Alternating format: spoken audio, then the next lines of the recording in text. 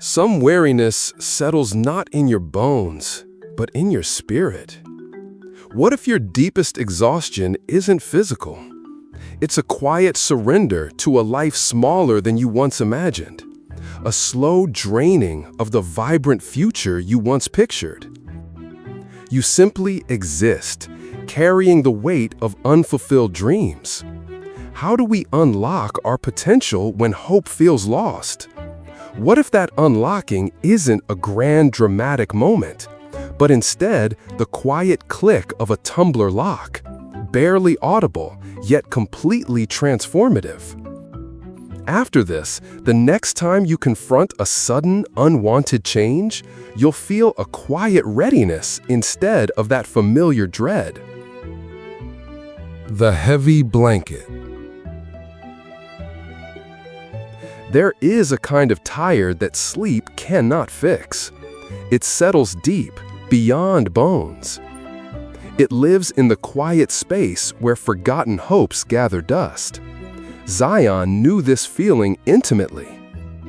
By 27, he had already made peace with a life far smaller than his childhood dreams.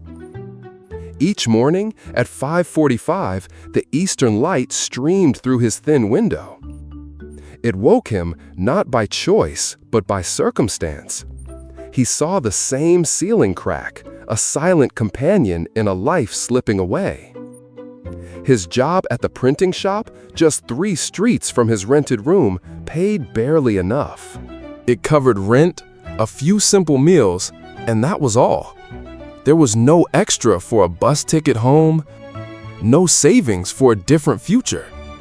This wasn't just financial hardship. It was the slow, steady erosion of options. It meant every day was a repeat of the last. It meant the path ahead felt less like a journey and more like a treadmill. This constant grind didn't just drain his energy.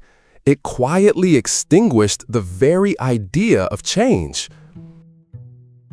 The narrowed horizon.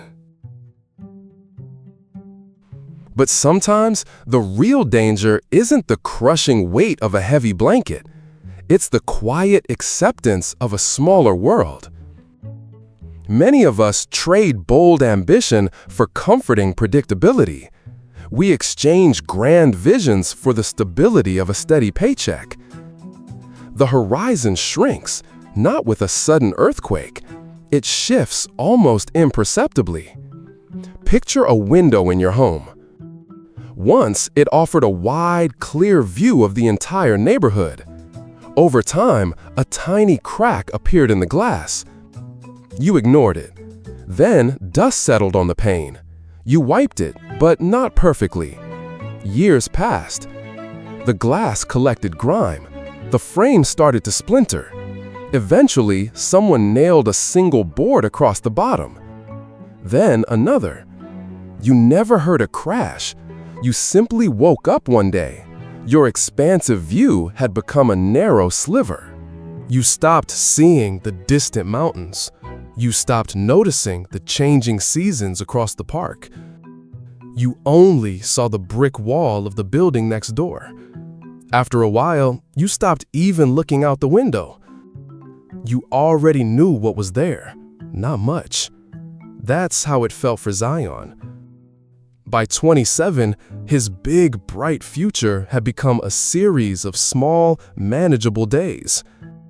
His life was far less than his younger self ever dreamed. He wasn't struck down by lightning. His world simply diminished, piece by quiet piece. He'd adjusted to it.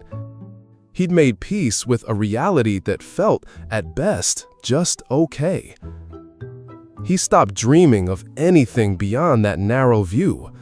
He stopped even checking the forecast for distant horizons. What if peace isn't the same as purpose? The unlikely beacon. Sometimes, when the road ahead appears completely blocked, a different kind of passage reveals itself. Not a grand entrance, but an unexpected opening in a barrier you never noticed. This possibility often finds the person least expected. Not the loudest advocate, not the most impressive resume, but the one carrying an unyielding fiber of determination. That inherent strength helps you reach for something you never thought was truly for you. Even when crushing apprehension whispers a resounding no. Imagine a city park, abandoned for years. A call goes out for helpers to renew it. You expect the prominent figures, the celebrated organizers. Instead, an older individual appears daily, systematically clearing waste, not for acclaim, not for a position, just for the belief it could improve. Chances are not always given to the qualified. Sometimes they are attracted to the persistently committed, to the ones who keep showing up. But what develops that unmistakable core within us? How do we find that steady rhythm when everything else feels like chaotic noise? There is a kind of tired sleep cannot fix. Zion knew this feeling very well. He had been carrying it for years, not in his bones, but somewhere deeper. It settled deeper. This weariness lived where a person stops hoping. He was 27 years old.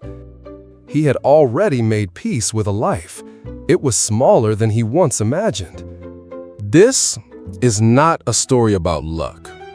It's about what happens when someone with nothing left to lose decides to move. Zion woke every morning at 5:45. He did not choose this time. His rented room had a thin window facing east. Sunlight streamed in regardless. A small crack marked the ceiling corner. He had stared at it countless times.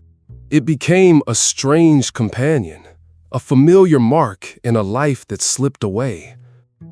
He walked 3 streets to a small printing shop. The owner paid him just enough. It covered his rent, it bought a few meals, nothing more. Zion never complained. He learned long ago complaining changed nothing. His mother lived in the village. It was 3 hours away by bus. He called her twice a week. She always asked when he was coming home. He always said, soon. They both knew soon held no meaning anymore. The quiet anchor.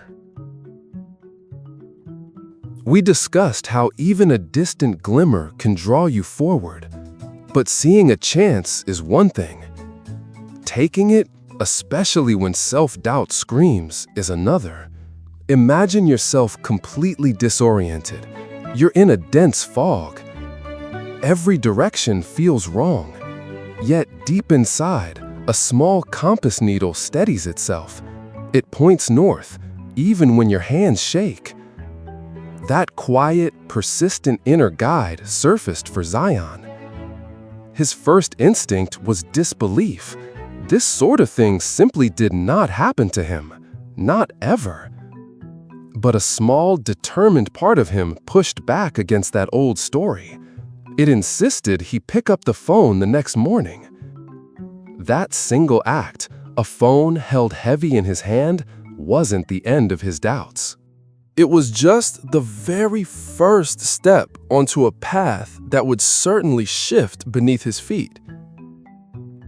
The shifting sands. Now, many of us feel constrained by invisible walls.